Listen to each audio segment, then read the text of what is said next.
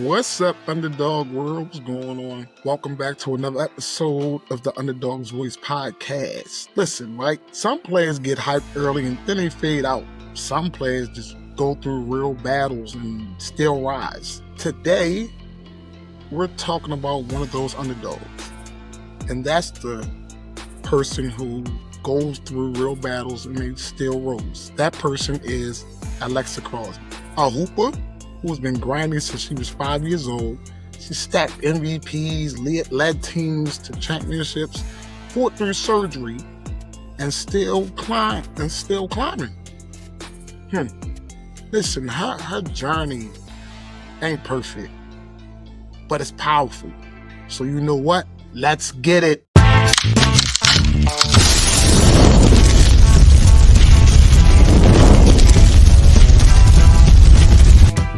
What's up, Alexa? What's going on? Welcome to the show. How's everything? It's good. How are you, Coach Q? I am perfect, man. Now that you on the show, I've been waiting for this interview for a minute.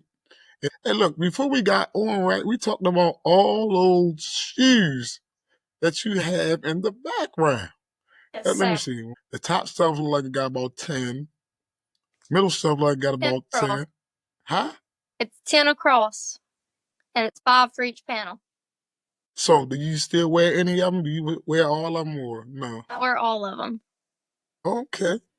You got outfits to match too. I do. Yes, sir. So, let's get started. So, you started playing at 5 years old, right? Yes. What is it called? The Rotary Club? Yes, sir. All right, so the Rotary Club. So, the first time you ever touched the rock was at the Rotary Club. So, when did you first realize, like, yo, I really love this game? As soon as I touched the ball, I fell in love with it, and I just wanted to do it every day I could. And it just what told me I loved it. So, did you didn't waste any time either, right? By the second grade, you was already training with Coach Rayford Ragland. Who's that? Yes, sir. That's my trainer. It's my basketball trainer. Yes, sir. Okay, and how long has he been training you? He's been training me 6 years. It'll be 7 years in December. Oh wow, he's doing a good job. He's doing a really good job. Tell me a little bit about him. Like, where is he from? He's from Florence, Alabama.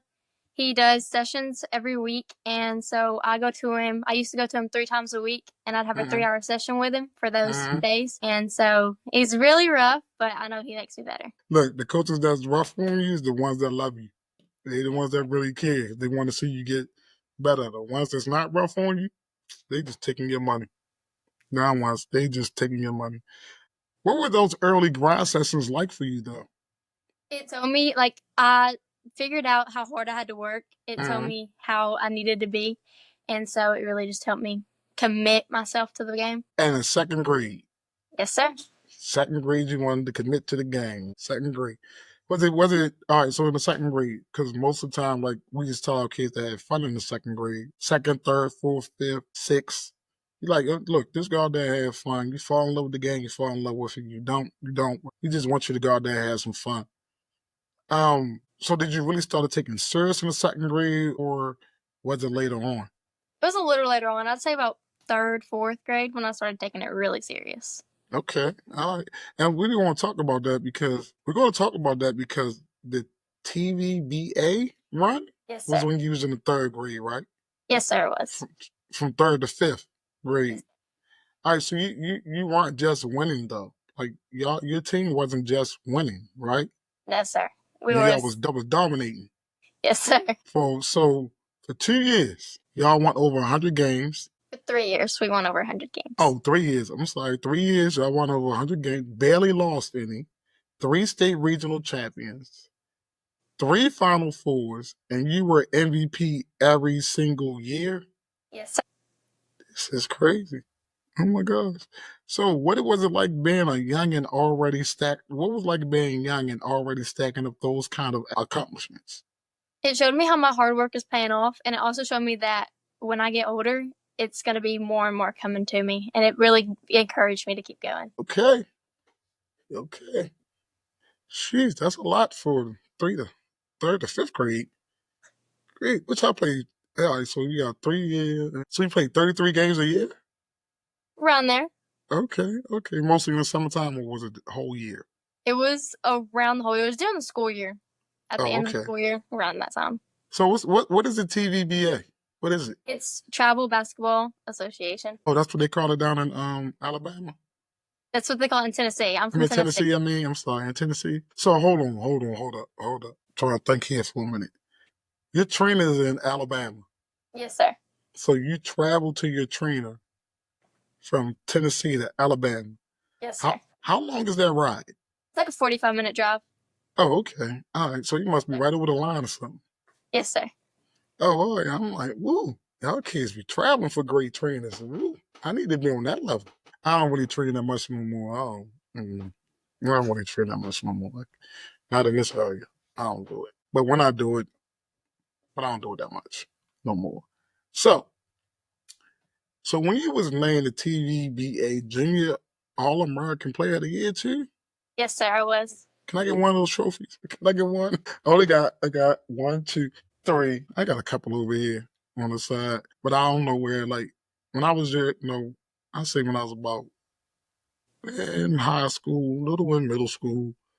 Like I don't know where none of my trophies was. I don't know what my mother did with them. I can't I don't know where none of them. Like, I had a stack full of trophies too, but like all of them was team. I never won. Did I ever win MVP? In the basketball camp I did, but that was it.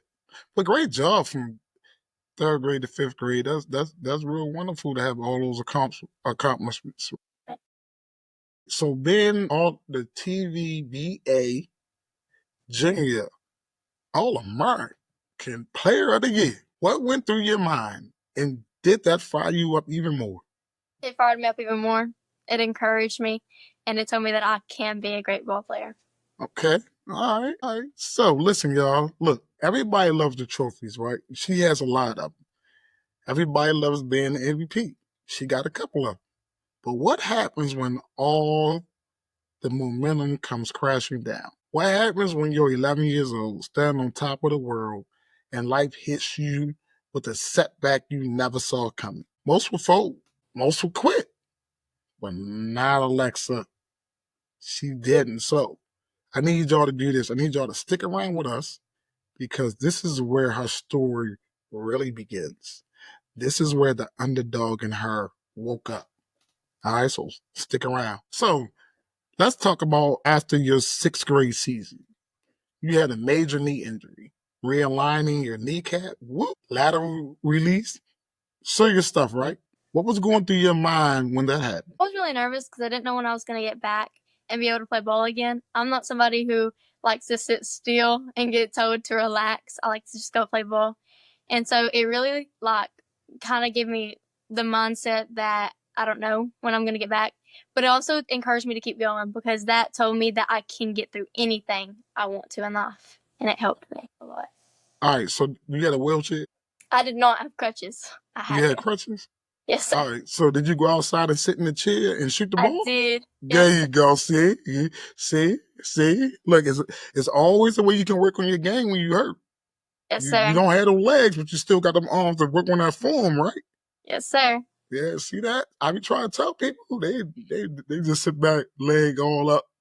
I can't do nothing. No, you can still go get a chair, go to a court, sit in that chair, and work on your form. I don't know. Superstars do that. People with no excuses do that, right? That was an excuse right there for you just to say, I'm just going to chill, right? Yes. But you took that and you was like, nah, I can't do that. I got to figure out something. Can work on my ball handling, work on my form or something. That's great.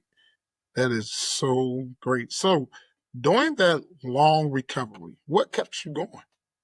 My coach always checked in on me, Coach Rayfield. He would always check in on me, and I was very thankful for that, and it kept me very happy and stuff. My parents were always there for me. Okay, okay. So what pushes you to not just heal but come back stronger? Because you came back stronger than ever, right? Basketball, I just love the game. I'd want to be able to do it for the rest of my life, and if I'm not all the way back, I can't do it all the way. All right, low technical difficulty, but we good. When you step back on a court for varsity, woo, in the seventh grade, Yes, sir. mentality, did you feel different? I did. I knew physically I wasn't completely where I had been, so I had to keep working to keep going. And mentally, I had to tell myself that I could do it. So what did you do to get back strong? What routine did you go through? I kept working with Coach Rayfield and practices. I went as hard as I could. I did my physical stretches at home, and I just kept doing it as much as I could, get me back where I was. Okay. So that summer, the Alabama Southern Stars, and you went off. All right, so went in Run for the Roses, Orlando Splash, and the U.S. Open. What is it like stepping into the national spotlight and proving you belong? It was so much fun. I got to go against players who I'd never seen before, players that were at my competition level and stuff, and it just told me what I needed to work on, what I had really did really well, and it just kept me going, encouraged me. I was at the Run for the Roses. Let me see. I think a couple of years ago, I was at Orlando Splash with my last 11th grade team. Didn't go to the U.S. Open. The Run for the Roses, like I wanted to go to see what the hype was about, and it was okay to me. I think Orlando was better than me. I think Orlando was better for me because that was the last time those girls was going to play together. I think that it was. I didn't see the much hype for Run for the Roses. It was very expensive for I don't know why. Everything was expensive. Like I don't know why. I just don't know why. Nice town though, but which one did you like the best? I like Run for the Roses best. Yeah, okay. It was a lot of courts in there, but I don't know. I like playing in the stadium part. Yes, sir. Yeah, I like playing in the stadium part. Yeah, I went for the Roses. But I mean, it was like all the hype I was hearing about. I wasn't really that impressed, but it was a good experience for the young girls that I took down there. So, how did this experience sharpen your game mentally and physically? It told me what I needed to get better on, how I needed to work on stuff, the speed that I needed to be out at to be able to compete with other girls, and just all that stuff.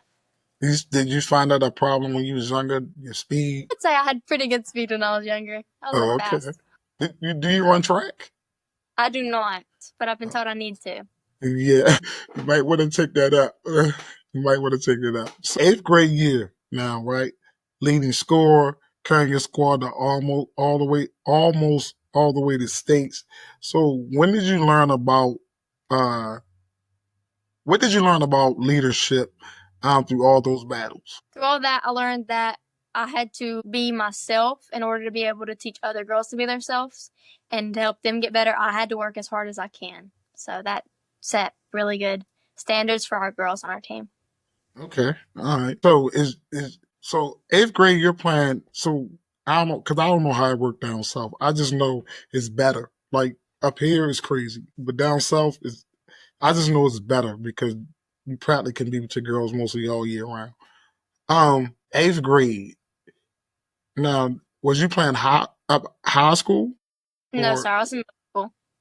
all right? So you was in middle school, but you played on the varsity team, right?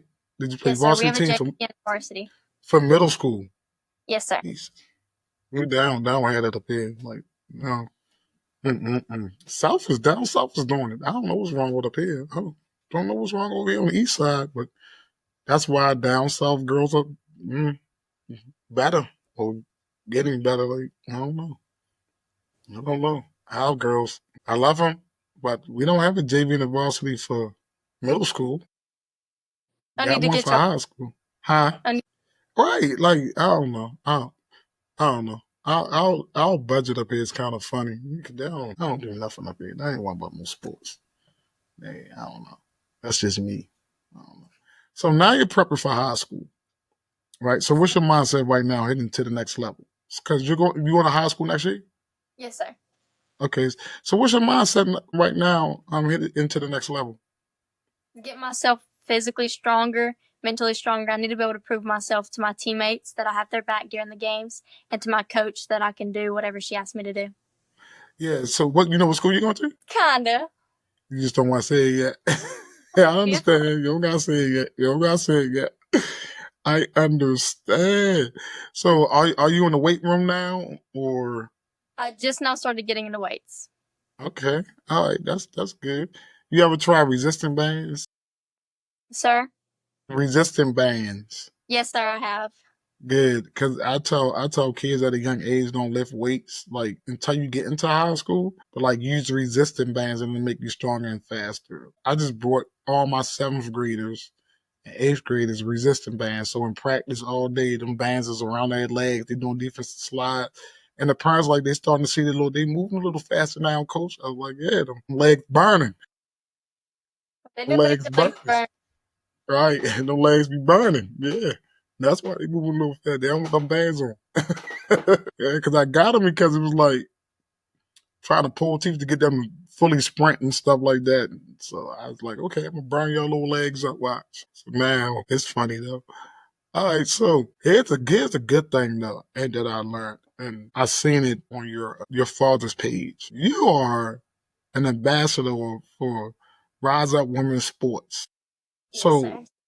first, what is Rise Up Women's Sports? It's a clothing brand from Kentucky. It's ran by Tanya, and she just puts out clothes about women's sports and all that stuff. Okay. So what does it mean to you to help push the movement forward for other young girls? It means the world to me. I love to be able to help girls accomplish their goals and stuff, and I just think it's a great way to do it. So what's the best outfit for that from that The best brand? What is it? outfit? Yeah, what's the yeah, what's the best one? I really know. I have her shirt on it now, actually, Okay. Women's but sports I on don't know my there. best outfit from her. Okay. What's the best slogan she got? Rise up sports now. Okay. All right. I got you. All right. Little plug. I got some stuff for my underdogs too. I got some gear for my underdogs. You know what I mean? That's some tough stuff. If anybody out there is, interested. Um, it's really good. I got on one shirt too right now, and it say rise, roar, repeat, rise, roar, repeat. So I got some good stuff for my underdog's voice at Spread Shop. All right, now we're gonna get to the fun part, the nitty gritty. Think quick, think hard, have fun. All right, Yes, sir. so if you could listen to one pump up song before every game, what would it be? Tweaker by Jello. Tweaker? Yes, sir. By who? By Jello. I know. Who's Dilla? I can't think of his real name right now, but it's like Jello? The Gello. one with the tattoos on his face and stuff? Okay. I got you. I know who that is. I like his music. I know who that is. All right, so if you could train for a day with any WNBA player, who would you pick? Caitlin Clark. Okay. So you and Caitlin Clark, right? Versus who? Paige. And who else? Aja Wilson. Y'all gonna get smoked. No, not Who's stopping Asia? You or me. Caitlin I'm sorry. Clark? Okay. You hear that, Asia? You got a young lady here gonna stop you. So when she get in the league, if you still there, watch out, Asia. She gonna talk about she gonna stop you. Go ahead, girl. All right. So what's the most underrated move you have that nobody talks about? My Euro step. Okay. The Euro step is deadly. I seen it. It gets you. It gets you. All right. So would you rather hit the game-winning buzzer beater or completely shut down the other team's star player? Shut down the other team's star player. Yeah, I'm glad you said that. You're a If I great shut them defensive down, player. they can't score as much. We Right. get So more are you a points. great defensive player? I love defense. I love defense. Good. You know, everybody want to be a shooter. Can't nobody play defense. Because sometimes I be looking at film, I'll be like, yo, how did that girl score all them points? And I look at the defense, and I'm like, oh, that's how. Yeah. And nobody play defense no more. If you weren't hooping, if you was not hooping today, what sport would you be killing right now? Flag football. Okay, flag football. All right, Flag. okay. Do your school have flag football? No, sir, it don't. They trying to get flag football at my school, I think, this year. It's going to hurt some sport. And I don't know when they're going to do it. I think they're going to do it either fall or spring, but some sport is going to suffer because all of them girls at my school talking about they want to play flag football. It's fine. All right, so you battle injuries, you won titles, you carry squads. When you think about everything you've been through, What does being an underdog mean to you, and how do you live that every time you step on the court? It means that I can accomplish anything I put my mind to. And when I step on the court, that I just got to give it my all and I can do it. Okay. All right, that's a good. I ask everybody that question because, again, this is the underdog voice. So I always ask everybody that question what an underdog means to them because it's real important um, to be able, especially when you're coming back from an injury. How was that? There was people doubting you a lot when you was injured. A lot. They thought you wasn't gonna come back as good as you was. Yes, sir. I had to prove See them that? wrong. Yeah, with that. Look, that's what we do as underdogs. We just prove people wrong just because we can.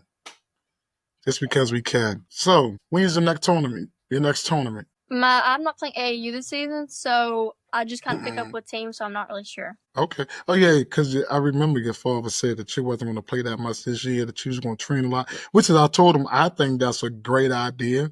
I try to put that idea in some of my high school girls' head.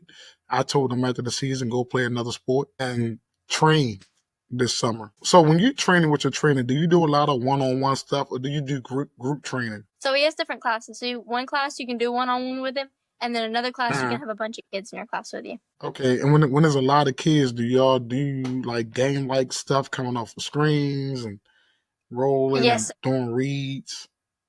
there's Okay, specific great. classes for that. Okay, great training there. All right, so you had success since you were young, MVP, championship, spotlight moments. So, how do you stay mentally grounded, not letting the pressure messing with your love for the game? I just gotta let it go over my head, all the pressure. Just gotta take it off, and as soon as I get on that game, just think about one thing, and that's just the game. So, what's one mistake or tough game you still remember that actually helped you become a better player? Probably the sectional game, right before we lost this year. First, going to state, it's probably that game. So, what happened in that game? Just, I feel like I could have gave it more than I did, and I could have encouraged my teammates better, and that's on me. So, I feel like I could fix that. Okay. As someone who's been a leader since elementary school, what does leadership mean to you today? Has it changed as you've gotten older? Yes, sir, it has. It's told me that I have to show them as well as just tell them how to tell themselves to do stuff and stuff. So, what's your favorite type of workout or drill that makes you feel locked in? And what's the one thing you still want to improve on? I still want to improve on my shots because you can never get too many shots up. And then one thing I feel like I'm not really sure, to be honest, for the other one. That's done. No problem with that. What's part of your game you think gets slept on by people who don't know you yet? What do you Is mean it by your slept on? defense, your shooting? Huh? What do you mean by slept on? Like slept on. Like some people sleep on your defense. Some people sleep on your shooting. Some people sleep on your driving ability, your ball handling. So for somebody that don't know you, what do you think people sleep on you the most? Probably my defense. When you surprise them when you get in the game? Defense. Your defense? All right, they be like, she can't play no defense. And then you lock them down. That's what we did. That's what we did. They are perfect. Look, these are perfect. I think you really lead by example. I see it from the things you do, the things your father posts about you. I think you're a wonderful, wonderful player. Keep on doing what you're doing and keeping it up.